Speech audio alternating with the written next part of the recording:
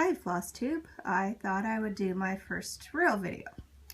So I just finished gridding my yard of material today for 3 of my patterns. So I had started Stitch MAYnia a little late, and obviously I didn't get 15 starts for May, but this is my plans. So you can see the 5 birds in the front. I just have the pattern, so I'm going to stay far away from it so you can't copy it. Haha. Anyway, so the next ones that are going to go on my gridded fabric, I got tired of gridding 10 by 10 squares. This is a 25 count bone Lugana, I believe. And so I gridded them in 100 by 100 squares. So this is my king size bed. So it has 18 squares across and 6 squares down. So the patterns I'm putting on there will be Mystic Stitch, Call of the Wild, and this one will be for my mother-in-law. It's the pattern she chose. And when I told her how big it was going to turn out, and that in the end there'd be over 76,000 stitches, she told me, boy, I must love her a lot. So I guess I do. The next one is Sir Frederick Frosty from Heaven and Earth Designs. I really like this one, and this will be one of the first ones that I actually stitch for myself unless I start feeling guilty, and then it might become a gift. And then the last one that's going on this fabric, sorry for my fingers, is another Heaven and Earth's design called Carousel Dreams. And this one is actually going to be for my youngest nephew from my brother who has 7 boys. So I don't know if you can see, there's actually 9 horses in there, which son number 7 actually becomes family of 9. That's why I chose this one. Hopefully I'll be able to take some of the sky out and put his birth announcement in there instead. Now on for my whips that I had done for Stitch MAYnia. The very first one is my very first cross stitch that I did in 1998. It's a replica because I can't find it. So this was from one of Gloria and Pat's books that my arts and crafts teacher actually photocopied. So once I joined Facebook, I was actually able to track down Pat Carson from Gloria and Pat and thank her for starting me into my love and addiction of cross stitch. So that was really fun to be able to do. And she actually sent me the leaflet that this design comes in. So my plan for this is I would actually like to make this into a cube and stitch another 5 of these in different color schemes, and I thought that would be kind of fun. The next one I started was a bookmark, and it's done on willow green linen, and this was from my guild. They wanted me to learn some specialty stitches so they could open up my world from just cross stitching. It actually called for different colors and pearl cotton, which I didn't have any number 8 or number 12, so I tried tatting thread, and it's actually really bothers me, but that's okay. I'm going to live with it. So I have a little bit of cross stitching at the top left to do, and then the border to make it into a bookmark. And then it was my first time trying out Mo's floss. So this one was sent to me by a cross-stitching friend, Brenda. Thank you very much. and it's called, oops, Gryffindor. That was the second one I did. And then the third one is Butterfly Expressions. It's a Creative Accents kit that my sister-in-law, the one who has the 7 boys, had started when she was pregnant with her first child. And so she got, 80% done, and then life got in the way, and she gave me all her cross-stitching supplies this past summer. So this was my third start, which technically I guess isn't a start because it's already been started, but it's a start for me. I really don't like the way the Asian characters were said to be stitched, so I think I'm going to redo those. Hopefully maybe a darker thread or a double outline instead. I'm not sure. We'll see. But it's actually been kind of fun to continue on for her, and I love the colors. They're nice and brilliant. And then you can see up here I'm doing some parking and then down here another project that I'm going to do is Liz and Kate's Housework Never Killed Anyone. This one was given to me as a gift by my mother-in-law and her husband. They thought it would be kind of funny because I kind of take that to heart. I'd rather not house clean, but it has to be done. My next one is a chart that was sent to me from a stitchy friend from Italy. And so I haven't picked any fabric for this.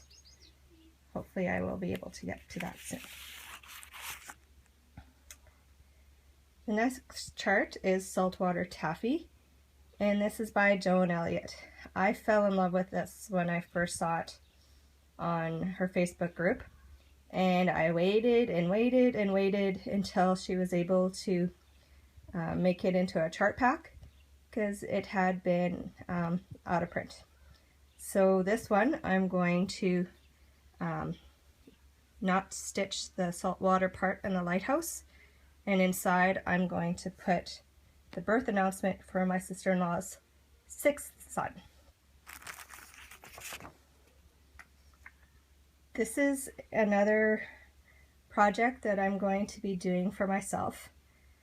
Scarlet, Quince, and poppies. So this one was really cool. It came with a choice to get the label stickers for all the blended all the floss, and you can see all the blended threads that are in this kit. I thought it would actually challenge me to try something that might be a little more technically difficult. And there's actually 2 pages of these, so I think there's a total of 80 different blended or tweeted symbols in this chart. I actually have fabric for this, but I haven't gridded it yet. My next project comes from Cross Stitch Country Crafts magazine in March 1990. I will be doing, it's called the Hummingbird Sampler. I had started this project in about 1990 after receiving the magazine in the mail. It was one of my first subscriptions, and I got all of it done until I hit the Kreinik. And lo and behold, I had no idea how to stitch with Kreinik, and it drove me nuts, and I quit. I brought this whip or UFO with me to every home I moved to, and it wasn't until I joined Facebook groups a few years ago that I learned all the neat tricks on how to work with Kreinik. And I thought, great, I'm going to pull this UFO out and I'm going to finish it. And lo and behold, I can't find it. I think I garbaged it. So I am going to redo this one because obviously I still have all the krennic that it called for, and I have all the threads, and I would really like to make this not be a UFO anymore. My next ones are from Linda Gillum's Holiday Horses. I chose,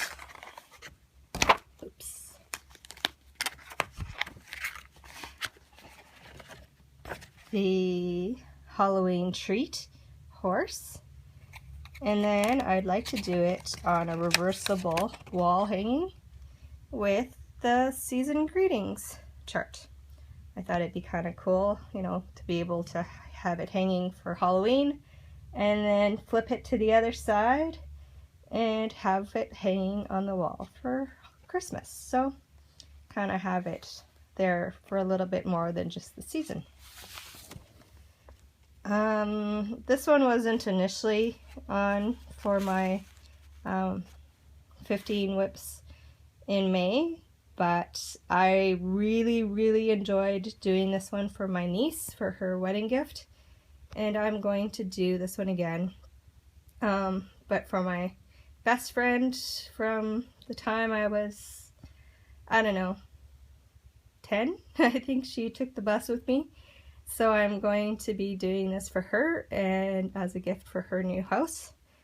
It's from Jean-Louis Grandsire, and it's just called Love. So all of his works used to be in French magazines, I believe, and now he has just his website, so they're all PDFs. They didn't cost very much. So I bought 32 lilac Belfast linen for her. Oh, and unfortunately it doesn't show how pretty of a purple that is. But I'm going to do that, and then I'm actually going to do the Love in DMC, and then do the scroll work, or opposite, I'm not sure, in seed beads.